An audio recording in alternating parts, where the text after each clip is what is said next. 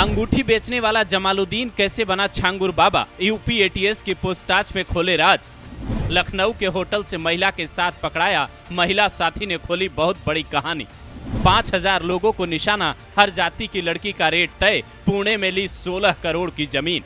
अंगूठी बेचने वाला एक व्यक्ति जो कभी साइकिल से चलता था, जो बलरामपुर का रहने वाला है, वो कैसे हिंदुस्तान में बड़ी साजिश रच रहा था, कैसे उसने कईयों का गिरोह बना रखा था और खुद एक महिला साथी के साथ लखनऊ के होटल में महीनों से रुका था, यूपी एटीएस से लुका छिपी का खेल खेल रहा था। इसका खुलासा 5 जुलाई को तब होता है जब यूपी एटीएस ने उसे लखनऊ के एक होटल से गिरफ्तार किया। उसके साथ उसकी महिला साथी नीतू उर्फ नसरीन भी थी, जिसका धर्म उसने कुछ साल पहले ही बदलवा दिया था। ऐसे ही बाबा के पास कई चेले थे जो बाबा के एक इशारे पर कुछ भी करने को तैयार थे, लेकिन पुलिस की पूछताछ में जो राज खुले हैं वो इससे भी कई गुना बड़े हैं। होटल के कमरा नंबर 104 में ये लंबे वक्त से रुके थे। यूपी एटीएस के एडीजी अमिताभ यश कहते हैं, छांगुर बाबा उर्फ जमालुद्दीन, जो खुद को पीर बाबा बताता था, उसकी जांच एसडीएम ने की, जिसमें पता चला ये प्रेम जाल में लड़कियों को फंसाकर धर्मांतरण करवाते थे। इस ग्रुप के 40 खातों का पता चला है, जिसमें से 100 करोड़ की लेन देन की जानकारी मिली है। सूत्र बताते हैं, छांगुर बाबा ने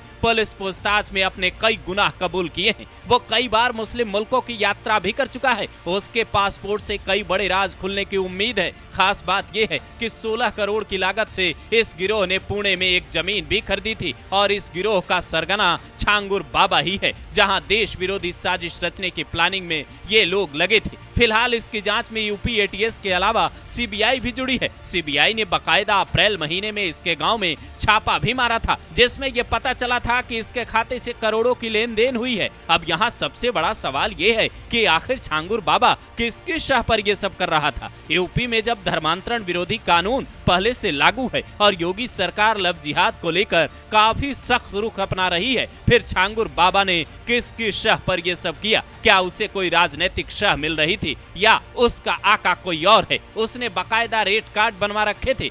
अगर कोई ब्राह्मण सरदार और क्षत्रिय लड़की इनके जाल में फंसकर इस्लाम अपनाती तो उसे 15 से 16 लाख रुपए मिलते। दूसरी तरफ अगर कोई पिछड़ी जाति की लड़की इस्लाम अपनाती तो उसे 10 से 12 लाख रुपए मिलते। दूसरी जाति की लड़कियों को भी इस्लाम में आने के लिए बड़ा लालच दिया जाता और उनका ब्रेन वॉश करके उन्हें 8 से 10 लाख दिए जाते थे। इनके निशाने पर मजदूर, मजबूर और गरीब परिवार और उनकी लड़कियां ही रहती थी।